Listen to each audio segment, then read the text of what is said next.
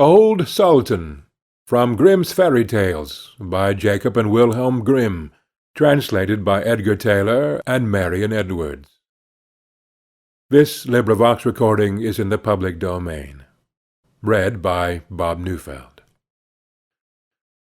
A shepherd had a faithful dog called Sultan, who was grown very old, and had lost all his teeth.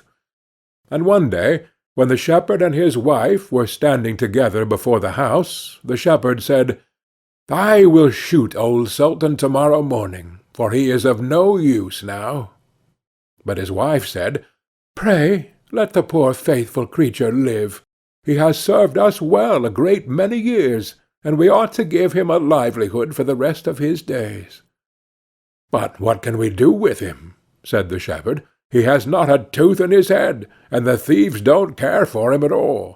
To be sure he has served us, but then he did it to earn his livelihood. To-morrow shall be his last day, depend upon it." Poor Sultan, who was lying close by them, heard all that the shepherd and his wife said to one another, and was very much frightened to think to-morrow would be his last day. So in the evening he went to his good friend the wolf, who lived in the wood, and told him all his sorrows, and how his master meant to kill him in the morning. "Make yourself easy," said the wolf. "I will give you some good advice. Your master, you know, goes out every morning very early with his wife into the field, and they take their little child with them, and lay it down behind the hedge in the shade while they are at work. Now, do you lie down close by the child, and pretend to be watching it, and I will come out of the wood and run away with it. You must run after me as fast as you can, and I will let it drop. Then you may carry it back, and they will think you have saved their child, and will be so thankful to you that they will take care of you as long as you live." The dog liked this plan very well, and accordingly so it was managed. The wolf ran with the child a little way. The shepherd and his wife screamed out, but Sultan soon overtook him, and carried the poor little thing back to his master and mistress. Then the shepherd patted him on the head, and said, "Old Sultan has saved our child from the wolf, and therefore he shall live and be well taken care of, and have plenty to eat.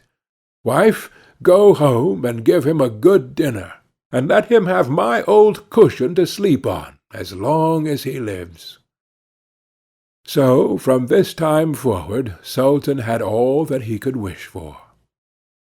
Soon afterwards the wolf came and wished him joy, and said, "Now, my good fellow, you must tell no tales, but turn your head the other way when I want to taste one of the old shepherd's fine fat sheep." "No," said the Sultan, "I will be true to my master." However, the wolf thought he was in joke, and came one night to get a dainty morsel. But Sultan had told his master what the wolf meant to do, so he laid wait for him behind the barn door, and when the wolf was busy looking out for a good fat sheep, he had a stout cudgel laid about his back that combed his locks for him finely. Then the wolf was very angry, and called Sultan an old rogue, and swore he would have his revenge. So the next morning the wolf sent the boar to challenge Sultan to come into the wood to fight the matter. Now Sultan had nobody he could ask to be his second but the shepherd's old three-legged cat. So he took her with him, and as the poor thing limped along with some trouble, she stuck up her tail straight in the air. The wolf and the wild boar were first on the ground, and when they espied their enemies coming, and saw the cat's long tail standing straight in the air, they thought she was carrying a sword for Sultan to fight with, and every time she limped, they thought she was picking up a stone to throw at them.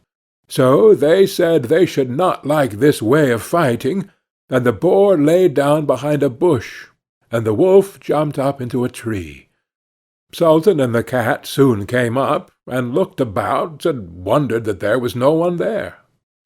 The boar, however, had not quite hidden himself, for his ears stuck out of the bush, and when he shook one of them a little, the cat, seeing something move, and thinking it was a mouse, sprang upon it, and bit and scratched it, so that the boar jumped up, and grunted, and ran away, roaring out, "Look up in the tree! There sits the one who is to blame!"